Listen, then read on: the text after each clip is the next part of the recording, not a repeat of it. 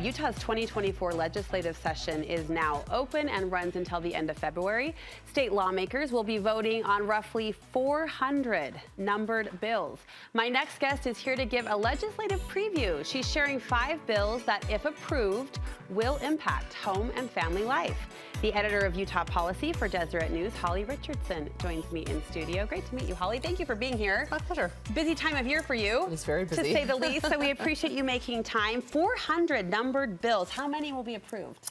Well, actually, there's more than that. So they're still at the beginning of the session. So throughout the session, they'll have new bills coming out, and we'll end up with about close to 600 that actually get passed, but 900 that get discussed. 900 discussed, about 600 passed. Yeah, give or take, right? A lot of moving pieces. It's a lot. I don't need to tell you that. You've selected 5 that could impact, a focus that we shine our spotlight here on Studio 5, and that's home and family life. First, talk to me about H. Bill 331, the school and classroom amendments. Yeah, so that bill is actually a potty training bill. And what it says is if you are going to send your kid to kindergarten and, disabilities aside, if your child is a normal child, being potty trained is part of what is required, and it would be required if this bill passes before they start kindergarten. So what has been happening is as Utah has gone to full day kindergarten, more and more children are coming to school in diapers.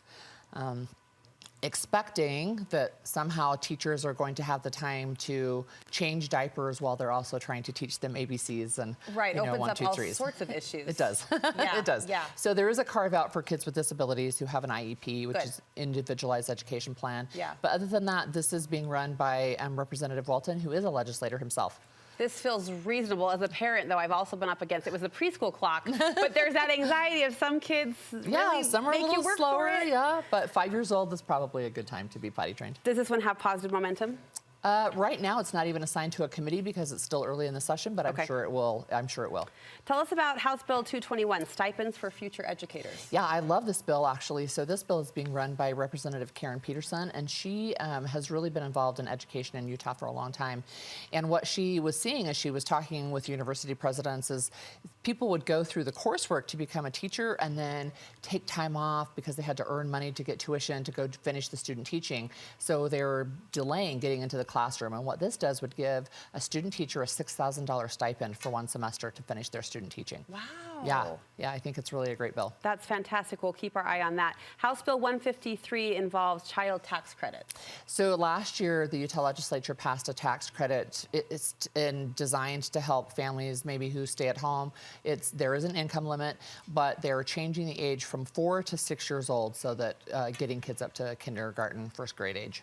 So you could qualify for that under a certain income level up to 6 years old. Up to 6 instead of up to 4. With daycare prices and child care prices being what they are, that's really needed right now in so many family households.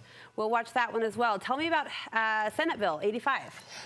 Which one's that one? That is, I know, I'm sorry, numbered here. The Medicaid doula services. Okay, so a doula is somebody who can provide emotional and physical support. It can be before the baby's born, during the birth process, and postpartum. And what this bill would do, it's being run by Senator Luz Escamilla. And it would allow for Medicaid to pay for those services. Okay. Doula considered sort of an extra right now. So right now they're not being paid, but there are other states who do pay for doulas, including Florida, which is a conservative state like Utah. Interesting. And one of the reasons behind that is that doulas lower complication rates, and so in the long run it ends up saving money. All right, tell us about this last one. This is House Bill 246, and it surrounds creating a new office within the Department of Health and Human Services. Right, so this one is for the Office of Families. So when Governor Cox came in, he created an Office of Families, and it's kind of a standalone. It's all new. This bill would put that office underneath the Department of Health and Human Services.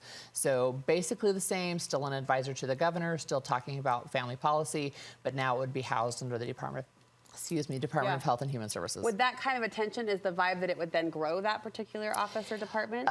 Potentially in the future. There's no direct plans right now for it to grow, but being under the department would allow the director to, for example, use the Health and Human Services Communications Director, for example, to help get the message out so that she doesn't have to do it all herself. All right, and quickly, Senator David Hinkins has 2 bills on licensing. What can you tell us about that? One would require eyelash technicians to have a license.